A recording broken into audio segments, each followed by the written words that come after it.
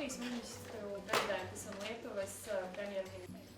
Vakar kalbėjau su Lenkijos premjeru telefonu. Iš tikrųjų, toks buvo labai detalus išsamus pokalbis ir ką mes nusprendėm, kad Lenkijos premjeras atidės sienų atidarimą. Tai reiškia, kad mes koordinuojam veiksmus kartu ir šiai dienai bus uždarytos sienos tiek Lenkijoje, tiek Lietuvoje. Ir taip turime pirmas reakcijas iš Baltarusijos ir labai tikiuosi, kad tos reakcijos bus apie supratimą, kad mes netoleruosime jokios hibridinės atakos ir viską darysim, kad valdytume grėsmes ir užtikrintume mūsų gyventojų saugumą.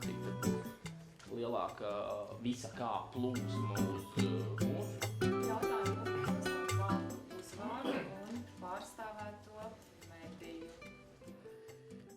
Kai kurių dalykų detaliai ir negaliu pasakyti, bet noriu pasakyti, kad šis įrankis veikia ir tikrai mūsų nedraugiškai šaliai skauda.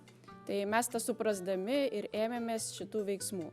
Tai įvyko ne dėl to, kad mums tiesiog patinka, nepatinka, bet imamės tų veiksmų, kurie veiks ir sustabdys tą ataką, kurią mes patyrėm per pastarąsias dienas. Tai reiškia, kad kartu su šituo mes įjungėme ir aktyvizavome visas diplomatinės tarnybas. Šiuo metu yra ruošiamas pasiūlymas platesniam sankcijų paketui, kurį traukiame ir Baltarusiją. Ir mes kontaktuojame labai glaudžiai su mūsų sąjungininkais. Klāt, vai citu Eiropas Savienības valstu, kurām vēl aizvien ir svarīgi tirdzniecība? Protams, mums vienmēr paliek šī iespēja slēgt arī mūsu robežu, jo Latvija jau ir slēgusi faktiski visus punktus ar Baltkrieviju, palicis ir viens. Tas nozīmē, ka mums paliek tāda arī zinām manevri iespēja šīm potenciālajām rīcībām, lai mēs redzētu, ka Baltkrievija saprot, jo ja mēs vēl aizslēgsim šobrīd pēdējo punktu, tad viņiem nebūs piekļuva Eiropai nekur faktiski vairs no mūsu puses.